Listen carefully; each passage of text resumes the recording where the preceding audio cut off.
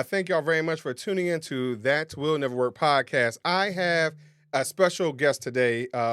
He is the founder of quite a few businesses, but one of them is Phantom Partners, and it's a full production agency that specializes in creating done-for-you clothing brands for athletes, artists, media personalities, even maybe someone like yourself. And he also has another one called Streetwear. It's a streetwear brand, Full Arts LA. But after scaling Full Arts to a global scale, he began consulting individuals who also wanted their own clothing brand. And from that, he started offering a very niche service to only select individuals. And all of us, we all hope to get to that point where we can just pick and choose who we want to talk about and who we want to talk to when we are in this entrepreneurial space. So maybe we can kind of pick his brain on how we can all get to that point. Because a lot of times we think we got to talk to everybody just to make 10 cents. So we will get to talking to this individual right after this. Educate, empower, enable, impact. Thank you for tuning in to That Will Never Work, an award-winning podcast where we share inspiring information and personal experiences related to business and the entrepreneurial journey from those who are leaders in their respective field. Now, here's your host, author and business coach, Maurice. All right. So I have the mogul himself. You're too kind, man. Jared Jennings. Thank you very much for coming on the show, bro. Thank you for having me. No problem. Best intro ever. But see, you know what? We have to uplift, empower, encourage each other, right? And I took a look at your information. I'm like, I have some a little clothing brand of my own. It's like just an offshoot, just to help support what I'm doing. It's not nothing major, but for those of us that are looking into creating that, because I know a few people that wants to get into that space. First of all, what even made you consider going to clothing or apparel, especially since it seems so congested? It can be. Made things a little bit more difficult, especially when you're coming from payroll sales, which was the corporate job I was actually in. So to kind of speed run from 18 to 22, my whole life was geared towards selling and going into sales. It was all I knew. So I went to business school. So I got a job right out of college to sell payroll. And it was a massive company, multi-billion dollar company. I'm at the bottom in the trenches, in the mud. It was a very tough role. I didn't like the politics very much. I didn't like the bureaucracy very much of the corporate world. And so that's what got my entrepreneurship juices flowing. Okay. I didn't know it was going to be clothing, but I knew I had to do something. So, but what made you choose clothing though? Again, something that seems so, it just seems so congested. I'll be 49 in a week or two, right? So I've seen a whole lot of different things, Jordache to, Rockaware to Apple, whatever it is. So it just seemed like everybody has a brand. Everybody is coming out with a t-shirt or something. So how can I put my own ideas out there if everybody else is doing the exact same thing, especially if I don't have a name? Takes time to build a brand. And from my personal experience, you asked me why clothing. This is a bit of an embarrassing answer, but I was such a bad entrepreneur because I wasn't an entrepreneur. When I chose clothing, I didn't even consider competition or the market at all. I just said, I've always had a knack for clothing. I've always liked designing things, and that's always felt natural to me. And I have an interest in it. So why don't I go and make it a business? And I was listening to Aubrey Marcus, the CEO of On It. It's a supplement company, if you're not familiar. And he was on a podcast and he mentioned a lot of great founders combine two interests into one company. And that's how they get their first idea. And so I was like, okay, that sounds kind of interesting. I've always liked clothing. I'm into spirituality. So I combined them and went to market without any concern or thought process around saturation in the market. Because again, I didn't have that high level perspective. And you asked the question about how to build a brand and how to stand out, because that's really what it's about. I think the next wave of brands are really going to put a focus on founder-facing brands, like morphing personal brands with clothing. Because the more trust we have, the more somebody sees you, the more somebody consumes your content, typically the more they want to spend their money with you and transact. And so I think that's going to be a massive key to standing out in the next coming years. So I'm going to back up for a moment, right? There's something that you said, being creative. And sometimes we don't trust our own gifts and graces. You get what, so what allowed you, what encouraged you to even trust that, even in a place like you said, you didn't do a market research, you didn't go through those studies and all. So how were you able to trust what you was already embedded with to even move forward? 'Cause a lot of times we don't trust that. Yeah, I would definitely agree with that. When I had the idea of clothing, I thought back to a time when I was 5, 6, 7 years old. I don't know if you remember the Nike ID stuff where you could like design a shoe Yeah. online. I played a lot of baseball, and so when I was a kid growing up, I would spend hours designing shoes. Mm. And that thought came into my mind of, oh, I kind of have been doing this. Like Hmm. I've naturally been sort of drawn to that. And so I doubled down. I also there's another side of it where it's the emotional aspect where the fear can come in and the doubt can come in, right? That's kind Right. of the natural process. I do a lot of meditation. And Okay. so I try to be as still as possible with my own thoughts. And as a Mm. result, it allows me to have more faith in leaping and not really Mm. be as fearful in the face of the unknown. I think that's key because a lot of times, first of all, no one likes to leap, to be honest. Like just that blind leap of faith. No one wants to do that. A lot of people want to get as much information as they can, but it pulls them back. So it's funny how you're kind of changing the idea on his head. I appreciate that. To be honest. I'm glad I can. I'm glad I can. I think everybody should leap, really, because I view it like this, and this is why I've taken action. I view it as, well, if I don't leap, Hmm. that's actually a worse scenario because then I Hmm. don't have any idea what I could have done, which Mm. regret would hurt me a lot more. And so when I view it like that, I'm Hmm. able to take that action. Now, because you said you played a lot of baseball, so I take it you played on some teams I did. somewhere in your life, right? But so how did that competitiveness, training, all those things that you got to do, even if you only play little league, 5, 6, 7 years old, you still got to go through some sort of training, right? Some sort of camaraderie, teamwork, whatever it is, and I gotta go out here and focus and all those type of. So how do you think that stuff like that assisted you to where you are today as well?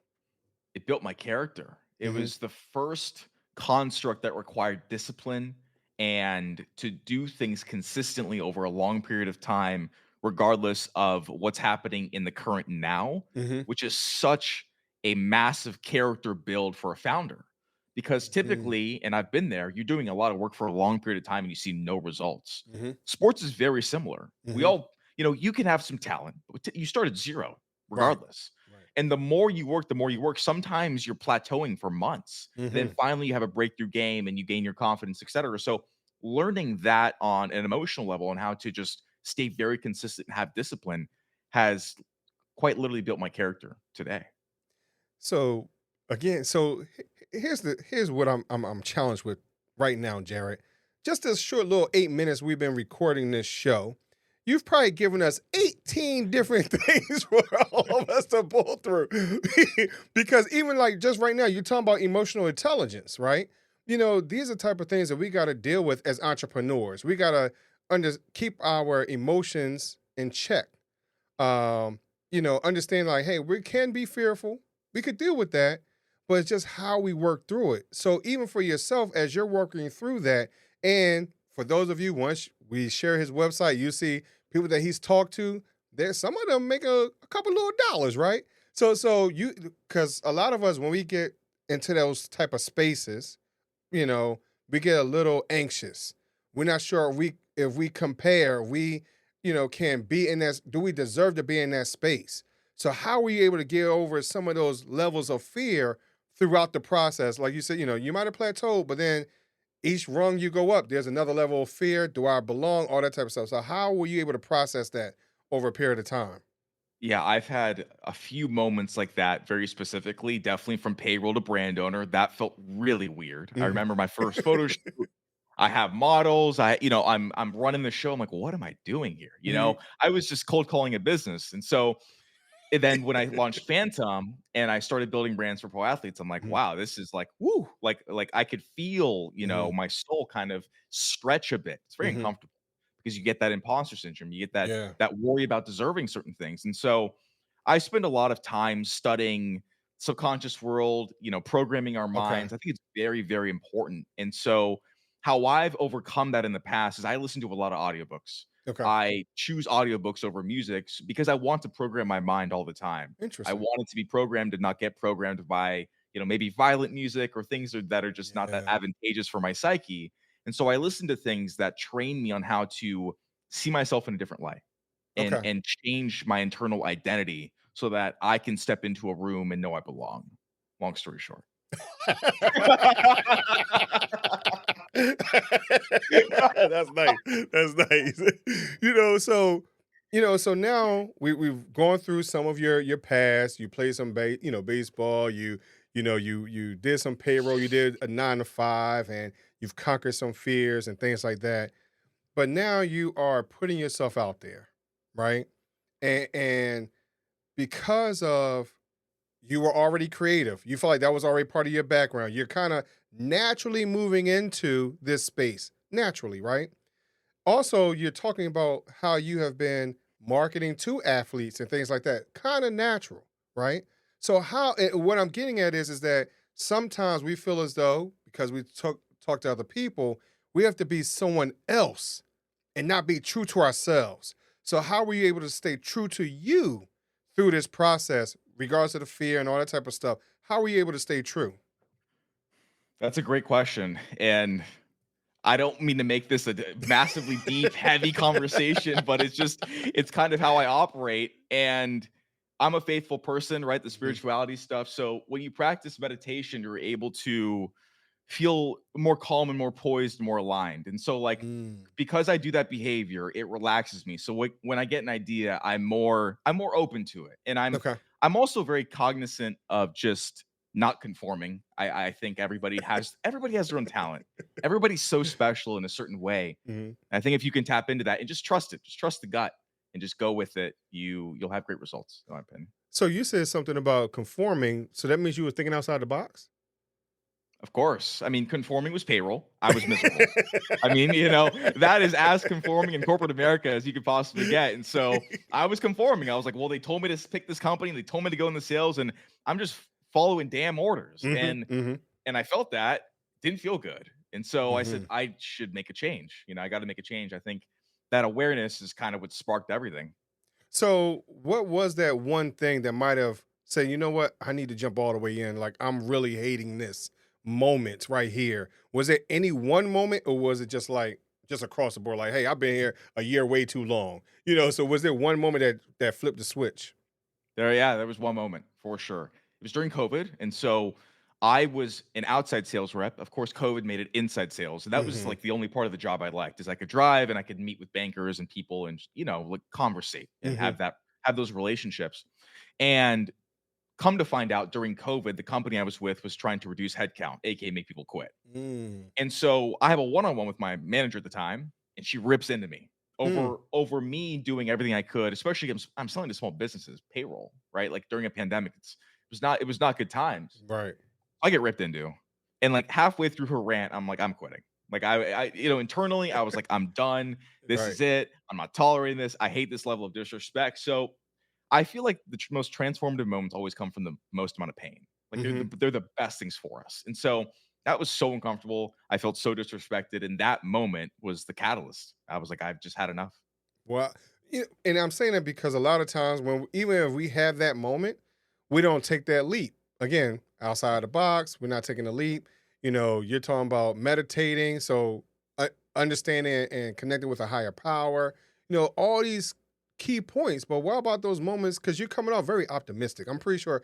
When were you pessimistic at any particular time, Jared? Because it seems you're too positive, man. So where was that real struggle? I mean, because a lot of us are not as optimistic or that go get it mentality. Because you're very go get it. Like you could tell, I could tell that. So those of us that are struggling with that, how do you talk to someone to get out of that space? Couple things that are very important. One is your physical state. So I'll give you a Mm, quick story. I had chronic illness in high school. I had an undiagnosed thyroid disease. made me a zombie. Hmm. I gained a ton of weight. I mean, it affects your hormones. It was not a great time. I got blood work done. I got diagnosed. I got put on medication at 17. When I was 22, because of the metabolism, basically fatigue of being undiagnosed, Hmm. it was very easy for me to gain weight. And so I gained a ton of weight during COVID. I gained like 30 pounds during COVID. Hmm. And I went to the doctor and they were like, you need to lose the weight. You have to go low carb for the rest of your life. Like you can't eat pasta, bread, Wow. pizza, none of that. Or I mean, or you can, you'll just be diabetic, you'll be fat, Hmm. etc., because of what you've dealt with. And so I went low carb. I Hmm. didn't want that lifestyle. And I lost the weight very, very fast. When I lost the weight, I gained all this energy back. Like Mm. my physical state felt so much better. When I gained this physical energy, I felt more inspired and more captivated to take risks, to leap, to take action because I physically felt better. Because Hmm. physical and mental state are very hand in hand, right? If Hmm. you have a bucket of ice cream, you're not going to feel that inclined to take a risk. You're going to Right. feel tired and kind of lethargic. That started everything. And so I would recommend if somebody is not feeling too optimistic or too go-getter, get the body right for sure. Start eating better, going to the gym, start, getting those endorphins out. I would also, like I mentioned before, listen to audiobooks all the time. Hmm. All the time. I listen to the most positive audiobooks all the time. It really, really helps my psyche. So, and this is what I mean by, dude, like everything is optimistic. Like we can go and there is no ceiling because the floor is right here. Like, we've already on the floor. Like, every rung we go, like that's the floor, that's the floor, that's the floor, because everything else is whatever. And a lot of times we don't feel that way. And I'm only staying in that spot because I have a lot of listeners that don't know how to flip that switch. And I really appreciate you showing and telling us, like, no, you can do it. I don't care what the situation is, you can do it. Whether you got a health challenge that you talked about, whether you got a manager that's berating you, you know, pretty much, and even going to a space that you might not have felt as comfortable. Like you said, you didn't think it was going to be clothing. You think it was going to be apparel, and you knew nothing about it. But I think what happened is I'm listening to you, just your faith, your go get itness, your willingness to learn, your willingness to digest positive content.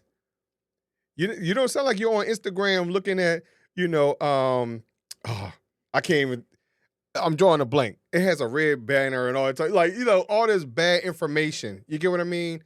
Um, so, and I appreciate you coming on here, sharing this in this space, because a lot of times we don't get a lot of positive content, especially with the way the world is right now. It seems like everything's negative. Everybody's against each other. So I really appreciate you, Jared. I'm gonna be honest with you. Like you're inspiring me, to be honest. Hell yeah. I love that. I love that. And I do feel like sadly society has normalized a lot more pessimism and a lot more negativity as of late, Hmm. and I do think that is unfortunate. I mean, I post videos on YouTube and people just hate on me for fun. Hmm. Like I talk about manifesting, I talk about the mind, and they're just and people are just sad and angry in the comments for no reason. I don't even know who they are. And it's Right. and it's kind of sad. It's like, damn, like we're hurting that much, we're gonna try to hurt me for Right. nothing. Like Right. like that. And so I do my best to just be infectious and just give what I'm feeling because if I can, that's why I love coaching so much. Like I Mhm. love coaching because like if I can inspire one person in one conversation, then they can treat people. It's a domino effect for everything. Mhm. And so I appreciate your kind words, man, a lot. Thank you. No, I mean, again, we're all in this together. You get what I mean? And that's the way I feel about it. Like you said, so your positive energy rubs off on me and vice versa. And because my goal is to reach 1 million people for them to listen to this type of message A because we're not hundred getting million. it. A Right. 100 million. I Come know, on. right? We're thinking too small. I Come know. on, man. Well, look, let's just go with the whole planet, period. You get what Yeah. I mean? Let's go. Even when they don't have internet, you're there, Right, man. right. Listen, they try and get to Mars. Let's beat Yep. Mars. Let's beat them to Mars, right? Yeah. Hell yeah. I'm with you, bro. But that's the goal. Like, we need to share this type of information because it's just too negative. You hear all these crazy things and whatever it is, and I really appreciate the refreshing message that you're providing. Really authentic, really genuine, And it's something that I can't even say you just believe it because you live it. Yeah, it's me. It is me. So I'm very happy to bring it here. And I hope everybody has the same reaction, man, because that would be awesome. Man, listen, man. And also there's nothing that you said that really anyone has to work at. In all honesty, it was all already within you. It was already built in. So it's not like you had to go out and read a get rich quick book, or go to all these other little things that people need these inspiration. No, I mean, no, listen to the podcast if it helps you out, supports your idea, things like that. But you already have it within. You already have that power to change, like you said, to even manifest where things are. You just gotta change up your thinking and your wording. I think it's a bummer that a lot of people don't understand how powerful they are. Hmm. And and if you want to put it in a real practical life example, people take placebos and cure life curing diseases based off belief Hmm. alone. They Hmm. take placebos and they cure their cancer, they cure whatever deathly illness it is, and it was air because we're made. It's crazy, really. It Right. was nothing, right? Right. And just because their mind believed that they cured themselves, and so we forget this power we have within us. Like Hmm. we're made in the image and likeness of God, the creator of Right. everything. That's power. So I would implore everybody to remind themselves just how powerful they truly are, because you really are. And so Hmm. this isn't taught in schools, and that's a problem. And that's another conversation. Right. Right. But knowing that gives you so much faith and so much power. And I just hope Hmm. everybody can remember that. Man, listen, man. So if those individuals that are struggling with that, they need more information. They need to talk to somebody. Maybe they just need to hear your voice as they go on to sleep, bro. You know, where can they find you so they can get this type of inspiration? I'm Jared Jennings, Jared space Jennings on all platforms. So YouTube, I have long form stuff. I talk about manifesting. Instagram, TikTok, I have a bunch of content out there as well. And my company's Phantom Brands. Okay. And of course, all that information will be in the show notes. So if you're walking, running, jogging, whatever it is, once you sit down, of course, you can click on the link and follow Jared. I appreciate you coming on, bro. But before I let you go, I got one more question for you. My would you rather question, man. Would you rather choose three doors or a fork in the road? So basically, I have two options, or I have three. Okay, I'll put it like this. There are no parameters. However you answer is up to you. So would you rather choose three doors or a fork in the road? I like the feeling of going through a door. Okay. So I'm gonna go through a door. Okay. And so why do you like that feeling going through a door? I feel like with a fork in the road, I'm being forced to pick one route. With three Mm. doors, I have more of a mental option, in my opinion. And plus, it's like the doors of opportunity are opening, and that just feels better, man. Like Right, I don't want to be forced in one way or another. Like give me the door. So that's how I see it. That's cool, man. That's cool. And there's no right or wrong answer. It's just how you perceive things and how you perceive and how you walk through life. So there's no right or wrong answer. And I appreciate you, answering the question for me. Of course, man. Any question, bro. I'm open. Well, okay. If that's the case, then one more question. So Yeah. on the No Fruit podcast, where we end that show is, if you could sing a duet with anyone in the world, dead or Mm. alive, who would you sing that duet with? It would sound bad. But I just want to premise this first. This should not be released anywhere. Um, Michael Jackson. Really? Okay. Yeah. He was like a mystical creature almost. Mm-hmm. Pretty crazy. So I think Michael Jackson. Off Michael, the top of my head, that's kind of the first one I picked. yeah, I can see that. I can see what you're talking about. Because he almost seemed like he didn't exist It to was some degree. crazy. Yeah. Yeah. Yep. Anytime somebody just look at him on TV and they faint, like he on TV, Crazy. like Crazy. How do you have that much aura? right? Yeah, so I think MJ maybe. But I Right. would say it's the least words as possible, because I'm not the singer. I got you. I got you. I can understand that. But man, I appreciate you coming on, bro.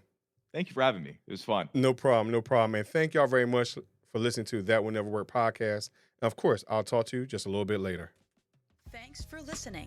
Follow Maurice Chism on social media to stay connected and check back weekly for new episodes.